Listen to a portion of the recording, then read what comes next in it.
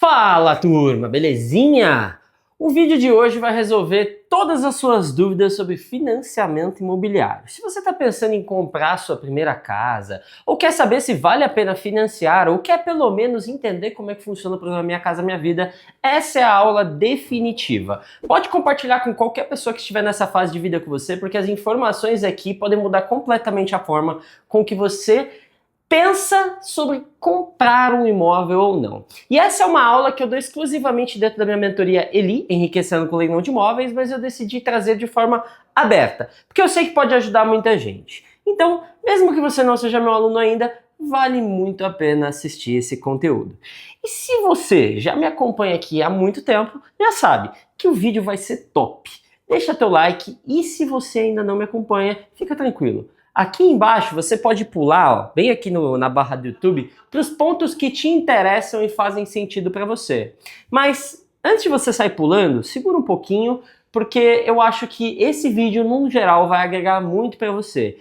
E aí, se agregar, você me promete colocar o teu like e se inscrever nesse canal. Inclusive, no final desse vídeo eu vou te ensinar como financiar o imóvel com 50% de desconto e dando apenas 5% de entrada. Ou, no melhor cenário, 0,25% de entrada. O que é preciso para comprar um imóvel hoje? Primeiro passo de todos, você tem que ter uma entrada. Geralmente, essa entrada é de 20% do valor do imóvel.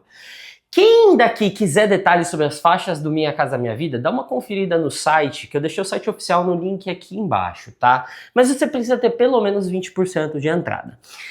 E tem um detalhe muito interessante, muita gente acha que o Minha Casa Minha Vida, ele é só para quem ganha pouco. Mas hoje, em 2025, Minha Casa Minha Vida atende pessoas que têm até 12 mil reais por mês de renda familiar bruta. E o prazo desse financiamento é até em 35 anos. São muito tempo, é muito tempo. E aí, o teto que você tem para comprar esse imóvel hoje dentro do programa Minha Casa Minha Vida é de 500 mil reais. Ou seja, se você pretende fazer um financiamento, você tem que ter duas coisas na sua cabeça. É programa Minha Casa Minha Vida ou é SBPE? Ou seja, o imóvel é até 500 mil reais ou eu vou comprar um imóvel e vou me valer do financiamento do SBBE. Se for SBPE, ou seja, acima de 500 mil reais, algumas regras específicas. Se for Minha Casa Minha Vida, outras regras específicas. Quem é atendido pelo Minha Casa Minha Vida hoje? Imóveis até 500 mil reais de valor de mercado e com a renda familiar bruta de até 12 mil reais. Então não é só para quem ganha pouco dinheiro não, agora tá tendo na classe média e essa foi uma das mudanças implementadas pelo governo em 2025. Ah, mas tem um detalhe que eu tava me esquecendo, tá? É importante você saber fazer a conta da parcela, tá? Porque o valor da parcela, ela tem que observar 1/3 da sua renda. Por exemplo, se você ganha até 10 mil reais, você só pode comprometer num financiamento 3 mil reais. Se você ganha 5 mil, você só pode comprometer 1.500 reais por mês nessas prestações. Então você tem aqui a regra dos 30%. Sempre olha para a sua renda e a tua capacidade de financiamento. Quanto maior a renda, maior a tua capacidade e você pode ter vários financiamentos, por exemplo. Vale a pena financiar pelo Minha Casa Minha Vida? Essa é uma pergunta que acho que vocês já devem ter se fazendo aqui. Se sua renda familiar é menor que 12 mil reais, hoje a taxa de juros é de cerca de 4% ao ano. Se você é bom de fazer conta, você sabe que a inflação, o índice IPCA do Brasil, é maior do que 4%. Ou seja, se você comparar o endividamento versus a inflação, você já está ganhando, só de financiar esse imóvel, você está ganhando perante a inflação com muita tranquilidade. Então, olhando taxa por taxa nominalmente, Minha Casa Minha Vida começa a fazer muito sentido para você que quer comprar o seu primeiro imóvel até 500 mil reais de mercado. Muitos de vocês falam assim, mas Vitor, por que eu vou financiar? 35 anos é muito tempo. Eu vou ficar preso 35 anos num contrato pagando tudo isso todos os meses?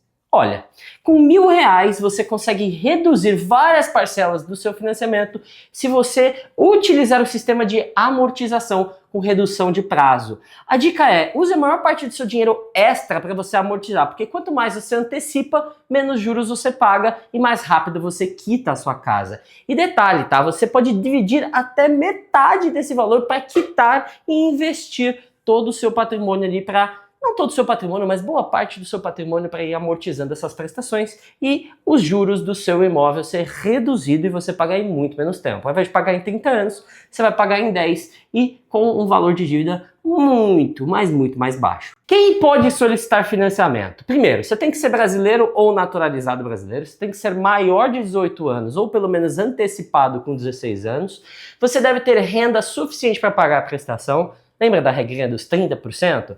Não pode ter restrições no seu nome, ou seja, você não pode estar com o nome sujo no Serasa, SPC, etc e tal, tá? E como é que você comprova essa renda? Se você é assalariado, holerite, carteira de trabalho, extrato bancário, declaração de imposto de renda. Se você é autônomo, MEI ou empresário, extrato bancário, declaração de R, DECOR, recibos de serviços prestados ou até as próprias declarações das suas empresas. Como se você tivesse um Simples Nacional, você apresenta a sua declaração do Simples Nacional. Posso financiar um imóvel sem entrada? Zero? Algumas vezes isso já aconteceu, tá? Já aconteceu nos leilões de imóveis na Caixa Econômica Federal, você dando 0% de entrada, e hoje você também consegue comprar nos leilões um imóvel pela metade do preço usando 5% de entrada. Existe uma técnica para você usar 0,25% de entrada, mas hoje, na data que está sendo gravado esse vídeo aqui, em novembro de 2025, não dá para você zerar totalmente a entrada desse financiamento.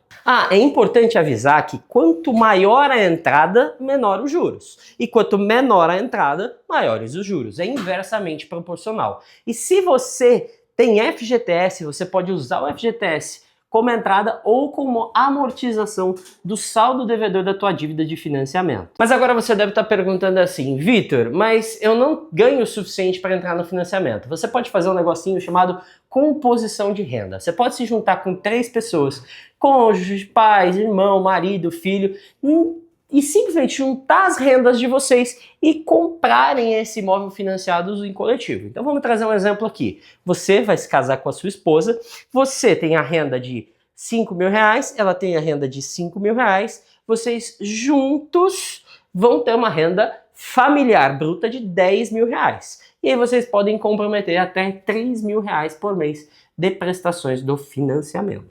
Você tinha comentado que dá para usar FGTS. Como é que usa o FGTS? Você pode usar o FGTS para comprar o seu primeiro imóvel ou para pagar as parcelas, limitado a imóveis até 800 mil reais, mas no Distrito Federal é 950 mil. E esse sistema não vale para o Minha Casa Minha Vida, mas sim apenas para o SFH, Sistema Nacional de Habitação. E quais são os documentos necessários? RG, CPF ou CNH, comprovante de residência, comprovante de estado civil, se você é casado ou não, comprovante de renda e declaração de R, extrato bancário, extrato de FGTS e declaração de imposto de renda. Lembrando, tá? Fundamental declaração de imposto de renda, principalmente se você quiser financiamento na Caixa Econômica Federal, tá? Não é um item obrigatório, mas de fato a declaração de imposto de renda ajuda demais para liberar crédito para você. Quanto melhor estiver preenchido, mais crédito você tem. Vitor, mas tem alguma forma de eu calcular qual vai ser minha prestação e o prazo? Sim. O valor da prestação ela vai ser amortização, juros, mais taxa de administração, mais seguros obrigatórios. O prazo, normalmente de 10 a 35 anos. E quanto maior o prazo, maiores os juros. É interessante você sempre fazer a conta do 1%. Então, um imóvel de 100 mil reais, você vai ter ali uma prestação de aproximadamente R$1.000 por mês, tá? Então é mais ou menos, tá? Isso aqui não é uma realidade absoluta, não venham me xingar, é uma ideia geral e abstrata para você ter na sua cabeça. Cada 100 mil reais, R$1.000 de prestação. Beleza? Acho que é um bom parâmetro para você já ter essa noção. De 1% a 1,5%, tá? Então pode ser de R$100, de 1.000 a 1.500, depende da faixa que você entrar e depende da taxa de juros aplicada pelo banco que você fez esse financiamento. Vitor, eu fui ver que existem 2 sistemas de amortização, saque ou price. O que é melhor? A saque são parcelas decrescentes e os juros ao longo do tempo vão diminuindo. É melhor para quem quer quitar rápido. A price são parcelas fixas, com juros pagos primeiro e amortização só no final. O que eu recomendo? Se você vai comprar um imóvel para moradia, use a saque, porque no final você acaba pagando menos juros do que na price. A tabela saque é uma tabela muito mais benéfica para você que quer manter esse financiamento a longo prazo. Quando eu falo longo prazo, se você não vai ficar aos 35 anos, mas você quer aos 10 anos, vai lá e usa a saque. A price, gente, ela é pouco utilizada hoje em dia, tá? Eu acho que pode ser utilizada por várias pessoas, mas na minha visão é pouco inteligente. Ela só seria inteligente para caso de uma compra e revenda muito rápida. Mesmo assim, a diferença entre a Saque Price nesse sistema de comprar e revender muito rápido é muito baixa. É melhor que você faça a saque, porque isso te facilita muito a vida, principalmente com a instituição financeira que está te concedendo esse empréstimo, especialmente se a gente estiver falando de imóveis de leilão. Quais são os custos que tem na compra de um imóvel? Primeiro, ITBI, que é o imposto que você paga para ter esse imóvel, né, que é de 2 a 3% do valor do imóvel. Registro e cartório, que são os documentos. Leve assim em conta que o registro ele vai custar em torno de 1 a 2% também do valor do imóvel. Então tenha na sua cabeça aqui que de 2 a 4% são custas acessórias que você vai ter, fora, por exemplo, seguros e outras tarifas eventualmente bancárias que você vai ter que pagar para que você tenha acesso a esse financiamento do seu apartamento ou da sua casa própria, ou até do seu terreno. Assim, eu passei um overview geral do que você precisa. Com isso, você tem todas as informações necessárias para decidir se você vai financiar ou não esse seu imóvel. Na minha visão, faz muito sentido, principalmente porque eu vou explicar para você agora. Porque existe uma forma de você dobrar o seu patrimônio em alguns meses se valendo de financiamento. Por mais que possa parecer contraintuitivo, você pode sim enriquecer contraindo uma dívida. Vou te explicar de uma forma muito, mas muito simplificada e vou usar garrafas de água como exemplo, ok? Primeiro de tudo, tá? Presta muita atenção no que eu vou falar. O seu nome é João e você é um universitário quebrado. Na sua faculdade, você percebeu que a garrafa d'água custa R$7. Tipo aquela Minalba, certo?